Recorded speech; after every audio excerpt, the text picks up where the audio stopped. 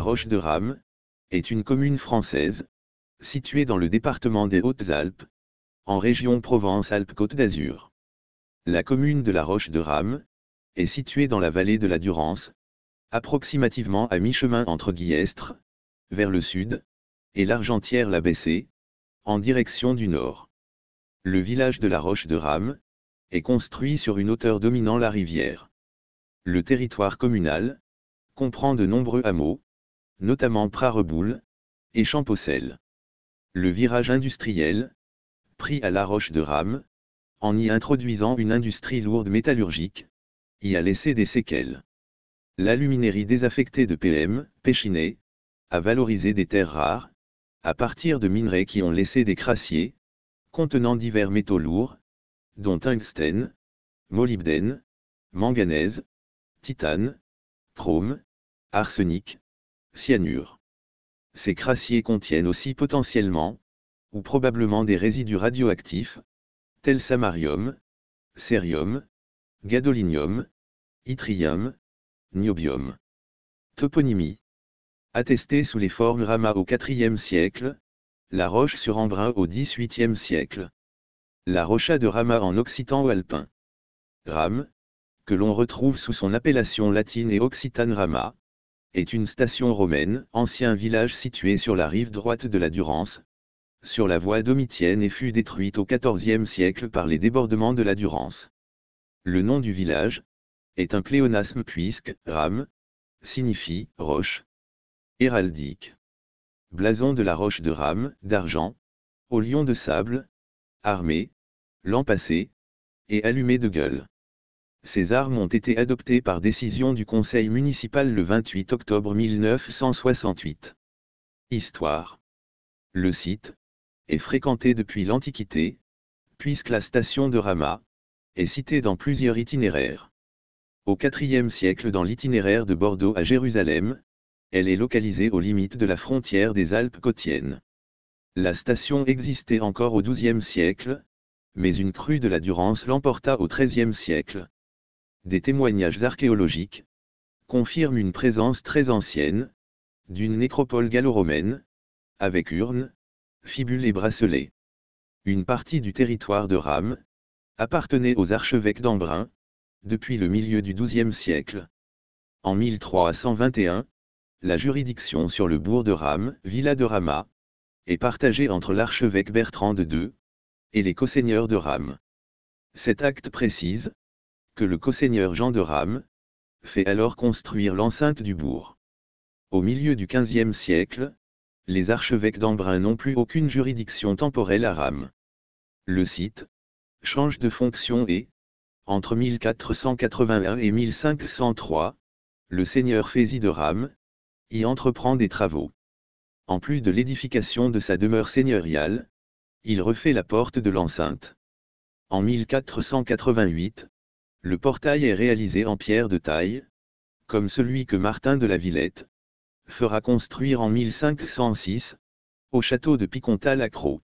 Ce changement constaté à Rame, entre le XIVe et le XVe siècle, est aussi le résultat d'une évolution, dans la trame de l'habitat voisin, puisque les villages de Champs-Céla et de la Roche de Rame se développent au détriment du bourg de Rame. L'enceinte villageoise devient alors celle du domaine de Fézy de Rame, qui y demeure au moins une partie de l'année. La vie de Sainte-Thècle mentionne l'existence de la localité, qui semble avoir disparu presque totalement au Moyen Âge, probablement en raison d'une catastrophe naturelle. Il subsiste à l'entrée du gouffre de Gouffouran les ruines du château et de l'ancienne chapelle Saint-Laurent. Cet édifice au cœur voûté en cul-de-four serait ancien. Un chapelain est connu à la fin du XIVe siècle à Rupt de Rama.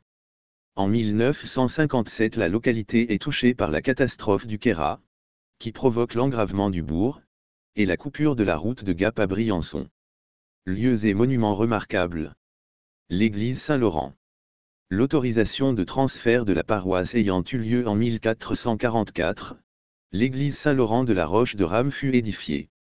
Elle se compose d'une nef de 2 travées, d'un chœur plus petit achevé plat muni d'une jolie baie d'axe longiligne, que coiffant des croisées d'ogives dont les voûtins sont en tuf, matériau traditionnel du Briançonnais, et d'une sacristie. Des culots assez sommaires, reçoivent la retombée des nervures épaisses, qui s'appuient sur des colonnes engagées, circulaires par l'intermédiaire de chapiteaux à décor végétal, ou à masque. Un des chapiteaux de droite se distingue par son style et son matériau. On y remarque un motif géométrique assez énigmatique qu'encadre de façon symétrique un arc torsadé en plein cintre, ainsi que des entrelacs. Peut-être abîmé et réemployé, il présente un décor incomplet. Il pourrait dater du XIIe siècle. L'Agnus Dei, à la clé de voûte du chœur, évoque également la permanence des thèmes favoris du monde roman. Sur une partie du mur méridional de la nef et du chœur, des peintures ont été découvertes en 1979. Les panneaux consacrés à la vie de saint Pancrace sont encadrés d'une corniche peinte en trompe-l'œil comportant une rangée d'oves, alors que des cordons d'entrelacs délimitent verticalement les panneaux entre eux. Ces oves et entrelacs, dont on sait que l'emploi s'illustre généralement à l'époque romane dans le décor sculpté Saint-André de Rozan, Sainte-Jalle, prolongent ainsi le sentiment d'une architecture figurée comme étant partie intégrante du décor, dont le modelé à l'antique a été rendu par un peintre de talent familiarisé à la sculpture. Le lac de la Roche constitue un site touristique, un lieu de baignade, et un camping ombragé. Le hameau de Prat-Reboul. Vieille maison typique, certaines avec larges balcons de bois, orientés vers le sud. Passage voûté, ruelles étroites. Départ d'un chemin escarpé menant au village abandonné de Champocel. En face du hameau de Prat-Reboul, de l'autre côté de la voie ferrée, se trouve une plaine alluviale, que les habitants appellent l'île, ou l'Iscle. Il s'agit en fait d'un ancien lit de la Durance, aujourd'hui couvert de forêts, où quelques jardins potagers ont été aménagés. La gare de la Roche de Rame, gare SNCF fermée, néanmoins le bâtiment au type d'une petite gare de la Compagnie des chemins de fer de Paris à Lyon et à la Méditerranée, PLM, est abandonné près de l'ancienne usine, au bord de la RN 94. Industrie. Extruflex est une usine de lanières souples en plastique PVC, qui emploie une trentaine de personnes. Il existait également une ancienne usine de production de calcium et de strontium métallique, qui a dû fermer en 2009, à la suite de difficultés économiques, et sous la pression des écologistes. Ce site employait une cinquantaine de personnes, et utilisait de l'électricité produite par une centrale hydroélectrique, alimentée en eau, par une conduite forcée descendant de la montagne. La route. Ah oui, cette putain de route. Cela fait des décennies que les habitants de ce charmant village luttent pour obtenir la déviation de la RN 96, unique voie traversant les Hautes-Alpes, de Gap à Briançon. Cette route et sa circulation rend totalement invivable, par le bruit, la pollution, et le danger permanent qu'il y a pour tenter de la traverser. Plus aucun commerce, sauf au bord du lac. Dernières informations, déviation. Une avancée importante, en date du 21 juillet 2020, la DREALPACA nous informe que la maîtrise d'œuvre, concernant l'ensemble des études jusqu'à la préparation de l'enquête publique, a été attribuée à un groupement de bureaux d'études. Sa mission débutera en septembre. La municipalité et l'association Déviation LRDR se réjouissent de cette annonce.